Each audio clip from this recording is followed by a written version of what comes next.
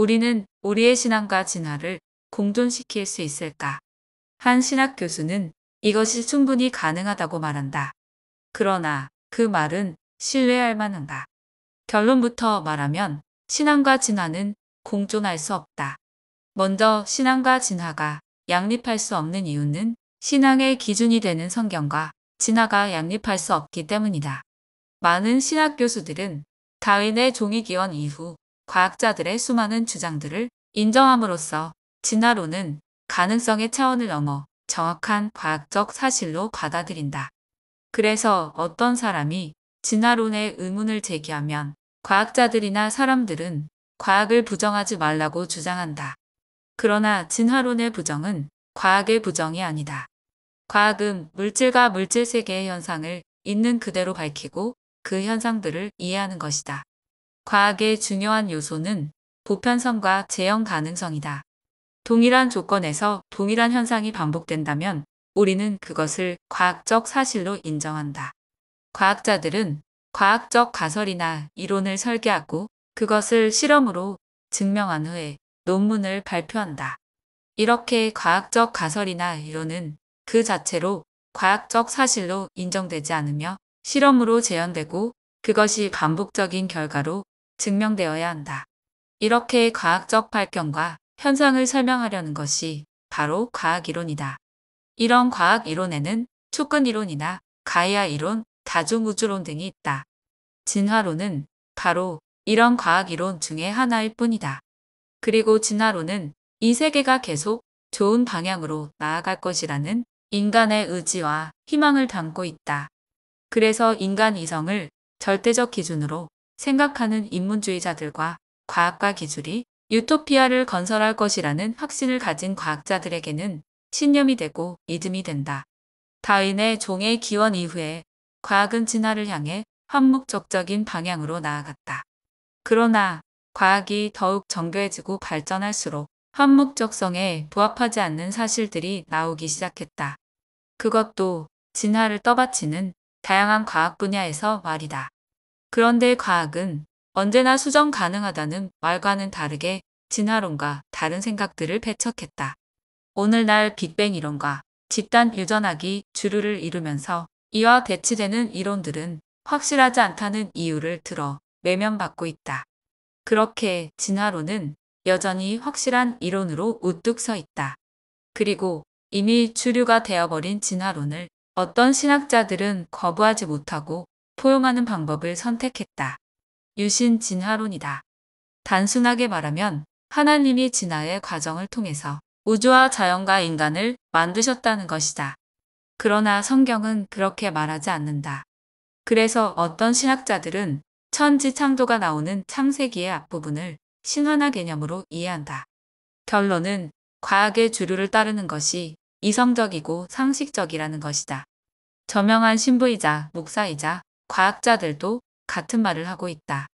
그러나 우리들이 이해하지 못하는 성경의 비밀들을 부정하고 이성과 과학으로 재창조하려는 섣부른 시도는 더 깊은 이성과 더 발전된 과학으로 부정될 것이다. 진화론자들의 주장에 대해 몇 가지 생각해보자. 먼저 빅뱅이다.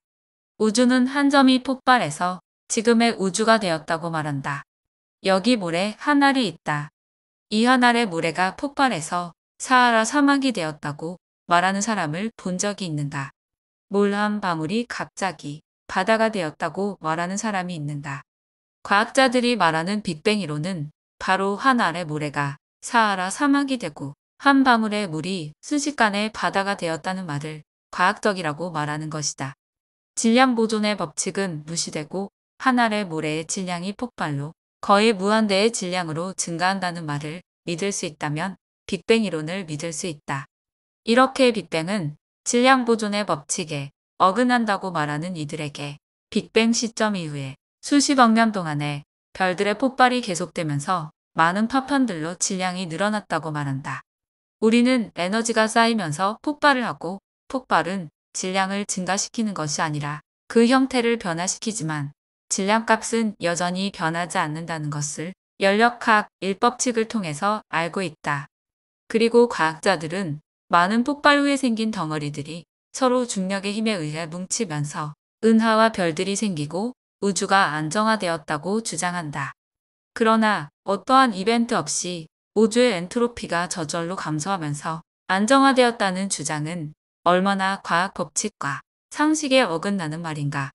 이것은 지저분한 방을 내버려 두었더니 저절로 깨끗하게 청소가 되었다는 말이고, 상온에 있는 물이 저절로 얼음이 되었다는 말처럼 비상식적인 말이다.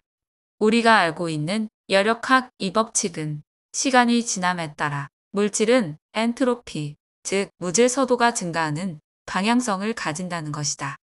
그러나 과학자들은 지구가 무한히 가속 팽창하기 때문에 엔트로피는 증가하지 않는다고 말한다. 엔트로피는 제한된 공간에서 일어나기 때문이다. 얼핏 들으면 말이 되는 것 같지만 인간인 우리가 관찰하는 곳은 우주밖에 아니라 바로 이 우주 안이라는 사실이다. 엔트로피가 적용되는 세상이라는 말이다. 그리고 빛보다 빠른 속도로 팽창하는 우주의 힘을 이기고 어떻게 우주의 파편들이 은하가 되고 또 어떤 에너지가 넘쳐서 빛을 발하고 있는 것인가. 무한한 에너지를 공급받지 않고서는 이런 일은 일어날 수 없다. 이런 과학자들의 주장은 일반적인 과학적 상식에 모두 위배되며 스스로 과학적 예외를 만들고 있는 것이다. 과학자들은 단지 빅뱅이 가능하다는 말을 하기 위해서 계속해서 또 다른 개념들을 더하고 있다. 암흑물질이라는 것도 블랙홀이라는 것도 다 이런 출처를 알 수 없는 에너지가 빅뱅과 현재의 우주를 설명하기 위해서 필요하기 때문이다. 이것은 자기의 말이 맞다고 정한 후에 맞다고 할 때까지 이유를 만들어내는 고집불통과 같다. 그리고 진화론이 성립하기 위해서는 반드시 엄청난 시간이 필요하다. 과학자들이 우주의 나이를 구할 때 가장 중요한 허블 상수는 도플러 효과에 기반한다. 지구를 기준으로 멀어지고 있는 별들은 파동이 늘어나면서 적색으로 보이는 적색 편의가 일어난다. 허블 상수는 우주가 얼마나 빨리 팽창하고 있는가를 나타내고 모든 은하는 각각 거리에 비례하는 속도로 멀어지고 있다. 은하가 이렇게 거리에 비례해서 멀어진다는 것은 그것을 거꾸로 돌리면 한 점으로 모인다는 결론이 나온다. 그래서 허블 상수는 태초의 한 점에서 시작되었으며 빅뱅의 증거가 된다고 말한다. 그렇게 우주의 크기가 0이 될 때까지 시간을 역산하면 138억 년이 나온다. 적색 편의를 분석하여 별이 서로 멀어지는 속도를 역산하기도 하고 우주 배경 복사라는 빅뱅 시점에 생긴 에너지가 우주에서 냉각되는데 걸리는 시간을 측정하여 우주의 나이를 계산하기도 한다. 이 계산은 우주가 138억 년이라는 엄청난 시간 동안에 모든 은하가 거리에 비례해서 일정하게 멀어지고 일정한 적색 편의가 관찰되고 일정한 속도로 냉각된다는 것을 가정한다. 이것은 138억 년이라는 긴 시간 동안에 이런 현상들이 일어날 수 있는 우주의 조건들이 어떠한 변화 없이 현재까지 동일하게 유지되고 있다고 가정해야만이 가능하다. 그러나 요즘에는 우주가 등속 팽창이 아니라 가속 팽창하고 있다고 주장한다. 이 말은 우주가 일정한 조건을 유지하면서 일정한 팽창과 일정한 에너지를 공급받고 있다는 가정이 틀렸다는 것이고 일정한 조건을 전제로 계산된 우주의 나이도 신뢰성을 잃게 된다. 그리고 빅뱅의 가장 중요한 증거라고 할 수 있는 우주 배경 복사도 그 증거 능력을 현저하게 상실할 수 있다. 우주가 계속해서 가속 팽창을 하고 있다는 것은 우주가 일정한 팽창과 일정한 에너지가 유지되는 것이 아니라 계속해서 다른 에너지가 투입되고 있다는 말이다. 이 말은 우주 어디에서나 일정하게 발견되는 전자기파와 2.7K의 절대 온도가 빅뱅의 증거가 아니라 암흑물질이 우주에 보내는 에너지의 흔적이 될 수 있기 때문이다. 그리고 가속 팽창을 역산해서 지구의 나이를 계산한다면 138억 년보다 젊은 우주의 나이를 얻을 수도 있을 것이다. 진화론은 지질학에서 시작되었다고 말한다. 그러나 가장 과학적이지 않은 과학, 역사과학이라고 말하는 지질학이나 고생물학은 많은 인문학적 가정들을 검증 없이 받아들인다. 과학자들은 아래에 있는 지층은 오래된 지층이고 위에 있는 지층은 새로운 지층이며 이것은 직관적으로도 알 수 있다고 말한다. 만약에 동시에 생물들이 창조되었다면 지금 있는 생물들이 지금 지층뿐만 아니라 오래된 지층에서도 모두 발견되어야 한다. 그런데 아래 지층부터 위의 지층으로 올라올 때 발견되는 화석들이 다르다는 점이다. 옛날 생물들이 멸종되었다 하더라도 지금의 생물들이 함께 발견되어야 하는데 그렇지 않다. 그 이유는 생물이 진화되었기 때문이다. 그러나 이런 주장은 점점 더 힘을 잃어가고 있다. 과학자들이 주장하는 대로 발견되는 지역도 있지만 그렇지 않은 곳, 즉 오래된 지층이라고 하는 곳에서도 현대의 생물들의 화석이 많이 발견되고 있기 때문이다. 공룡 화석 발굴지나 박물관에 가면 공룡 지층에 묻힌 많은 화석들을 사진으로 볼 수 있다. 도마뱀, 새우 가오리, 청어, 철갑상어 같은 화석이다. 오늘날 사는 많은 동물들이 동일한 모습의 화석으로 발견된다. 그런데 이런 화석들에 오늘날과는 다른 이름들을 붙여넣었다는 점이다. 그리고 바로 이런 가정, 즉 아래 지층은 오래되었고 위의 지층은 새로운 것이라는 개념은 검증되지 않았다는 사실이다. 모든 지층이 한꺼번에 생겨났으며 작은 시간적 차이를 두고 형성되었을 수 있다는 충분한 가능성을 배제하고 있기 때문이다. 지질학의 기본적인 가정인 지층은 큰 시간적 차이를 두고 형성되었다는 개념은 직관에 의존한 결과이며 실험으로 증명되지 않았다. 그런 상태에서 지질학자들은 방사성 동위원소나 탄소 측정법과 같은 과학적인 방법으로 지층의 나이를 구하는 것이 아니라 화석으로 지층의 나이를 구분하는 방법을 선택했다. 고생대와 중생대를 구분하는 페름기를 2억 9천만 년부터 2억 5천만 년으로 정했고 이 시기에 삼엽충이 멸종되었다. 다르게 말하면 삼엽충이 사라졌다는 것을 기준으로 페름기가 끝이 난다는 말이다. 지질학자들은 과학적인 방법이 개발되지 않았던 18세기 후반에 지질연대기를 만들었다. 사람들이 지질학자에게 지층을 구분하는 근거가 무엇입니까? 물었다. 그 지층에서 특정 화석인 삼엽충이 발견되었기 때문입니다. 그럼 삼엽충은 어느 시기에 살았습니까? 물었더니 삼엽충 화석이 발견되는 지층이 형성된 시기에 살았습니다. A는 B라는 이유로 C입니다. 라고 답하자. 그럼 C가 A가 되는 이유는 무엇입니까? 라고 묻자 그 이유도 B입니다. 라고 답한 것이다. 이것은 순환 논리의 오류를 보여준다. 원인이 결과가 되고 결과는 다시 원인이 된다. 그리고 화석으로 존재했던 생물들이 아직도 그 이전 단계의 화석을 발견하지 못하고 있다는 사실이다. 그렇게 이전 단계 또 그 이전 단계의 화석을 발견하지 못하고 140년이라는 시간 동안 빈자리를 채우지 못하고 있다. 현재까지 무척추 동물이 척추 동물이 되는 중간 단계의 화석을 발견하지 못하고 있고 수많은 공룡들의 이전 단계의 화석을 찾지 못하고 있다. 그리고 진화론은 그 자체로 맞추어야 할 퍼즐들이 미완성된 채로 남아서 여전히 불확실한 상태에 놓여 있으며 오늘날 과학이 더욱 발전하고 정밀해지면서 해결해야 할 불확실성이 오히려 증가하고 있다는 사실이다. 진화론은 여전히 무기물에서 유기물로 가는 방법을 알지 못하고 단세포에서 다세포로 가는 방법도 모르며 중간 단계의 화석이 거의 없고 현재 살아있는 생물들 중에도 중간 단계의 생물들이 존재하지 않는다는 사실이다.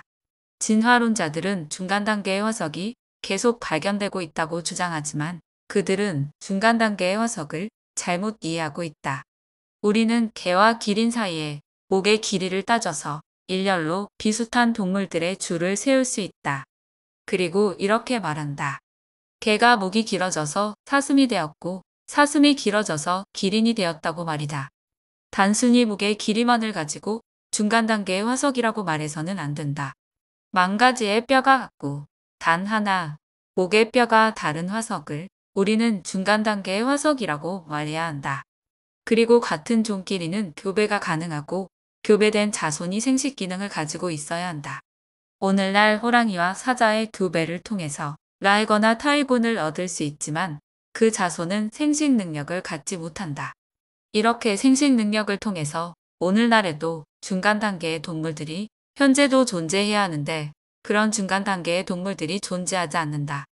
중간 단계의 화석이라는 개념은 더 깊이 들어가면 머리는 하나고 눈은 두 개고 코와 입이 하나인 정형화된 동물로 진화하기 전 단계에서 나타날 수 있는 기괴한 형태의 동물들의 화석을 발견할 수 있어야 한다.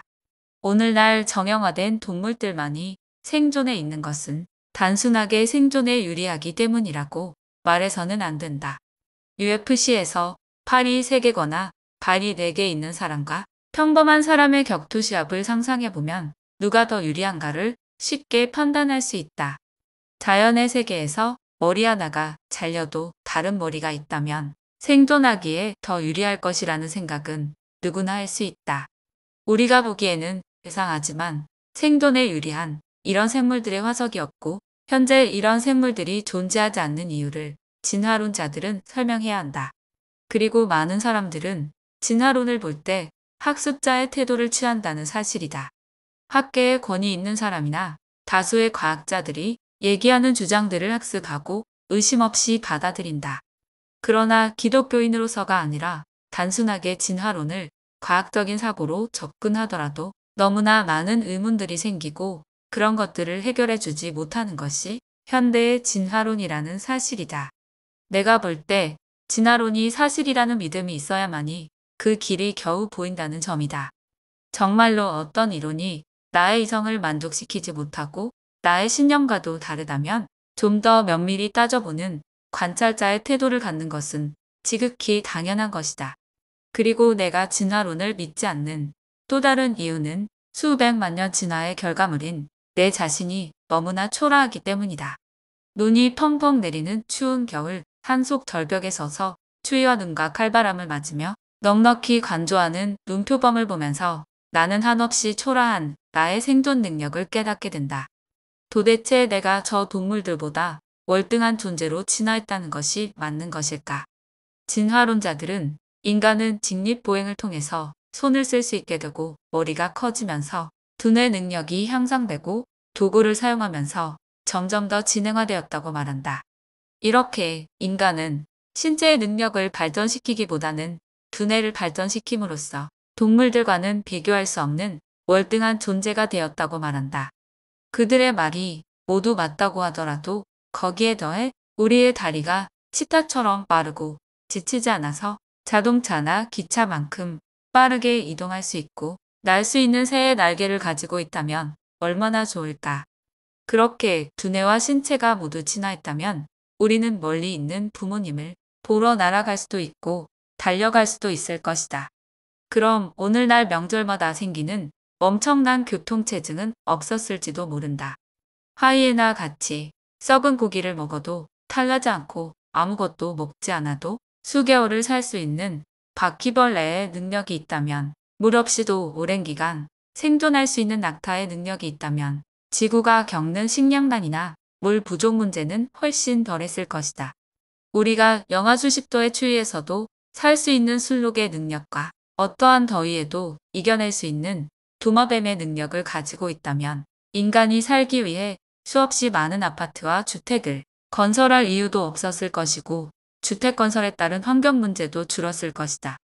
그렇게 땅뿐만 아니라 바닷속에서도 숨을 쉬고 살 수 있는 물고기의 능력이 있다면 달이나 다른 별의 조건에서도 살 수 있는 능력이 있다면 좋은 땅을 차지하려는 전쟁도 조금은 덜했을지도 모른다.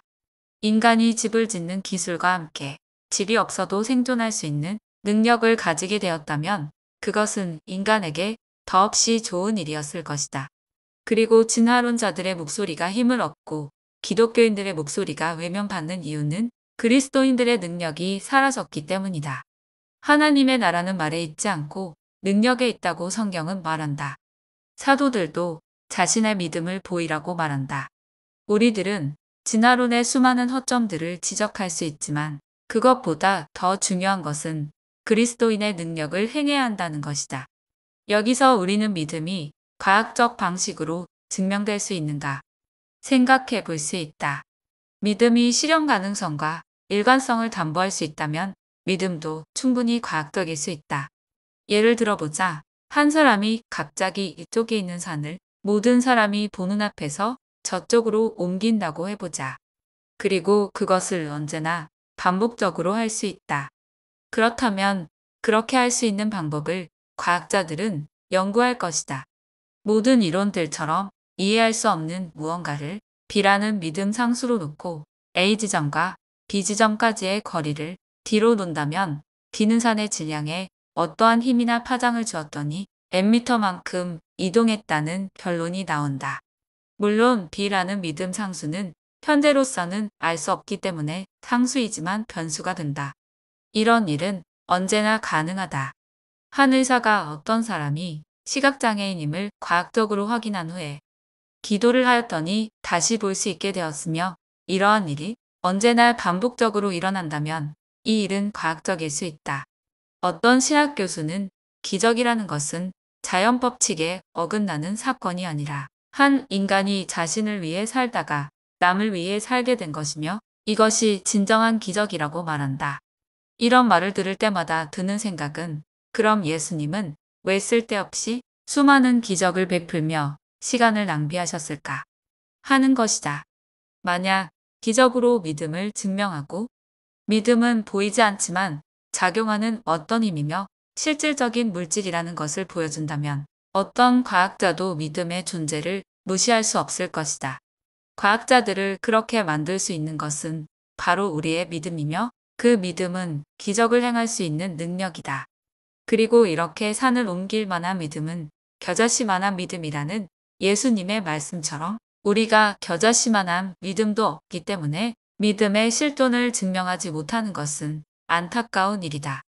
다시 말해서 믿음을 과학적으로 증명하기 위해서는 믿음이 무엇인지 말로만 변증할 것이 아니라 진정한 믿음을 가지고 믿음의 기적을 보여주면 된다.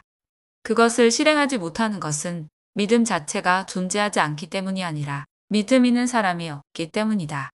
믿음도 과학이 될 수 있다. 기적이 실현 가능하고 일관되게 일어나게 할 수만 있다면 기적은 과학이 된다. 오늘날 믿음에 대해서 설명하는 책이나 설교가들이 넘쳐난다. 그러나 믿음으로 병을 고치고 죽은 자를 살리며 저 산을 옮길 수만 있다면 믿음은 그 즉시 실상이 되고 의심할 수 없는 과학이 된다. 겨자씨만한 믿음만 있어도 산을 옮길 수 있다고 하신 예수님이 거짓말쟁이가 아니라면 오늘날 믿음을 어려운 말로 설명할 필요는 없다. 자신의 믿음 없음으로 믿음의 세계를 증거할 수 없고 하나님의 존재도 증명할 수 없게 된 것은 자칭 그리스도인이며 믿음의 사람이라고 말하면서 한 줌의 기적도 행하지 못하는 사람들만 넘쳐나기 때문이다. 그러니 겨자씨만한 믿음도 없는 자신을 탓할 일이지 증거를 원하는 과학자들을 탓할 일은 아니다. 앞으로 올 미래는 지금보다도 더한 과학만능주의를 표방하는 시대가 될 것이다. 그리고 이러한 과학만능주의는 계시록에서 예언한 대로 두 번째 땅에서 나온 짐승을 의미한다. 이렇게 땅에서 나온 짐승인 과학이 기적이라고 할 수 있는 일들을 행하는 시기가 올 것이다. 시각장애인이 보게 되고 절단된 다리 대신 로봇 다리가 생기고 거의 죽은 자들을 살릴 수 있는 의료가 실현될 것이다. 그리고 특이점에 도달한 AI는 자신만의 인격과 자유의지를 가지고 신보다는 못하지만 인간과는 비교할 수 없는 지혜와 지식의 세계를 보여줄 것이다. 그때가 되면 과학이 하나님의 자리에 앉아 하나님 노릇을 하게 될 것이다. 우리는 지금도 좋은 의사가 병을 고친다고 생각하지 믿음으로 병을 고칠 수 있다고 생각하지 않는다. 그렇게 우리의 믿음 없음을 스스로 증거하며 살다 보면 어느 순간 우리 앞에 과학이 생각을 지배하는 예언의 시대가 펼쳐질 것이다.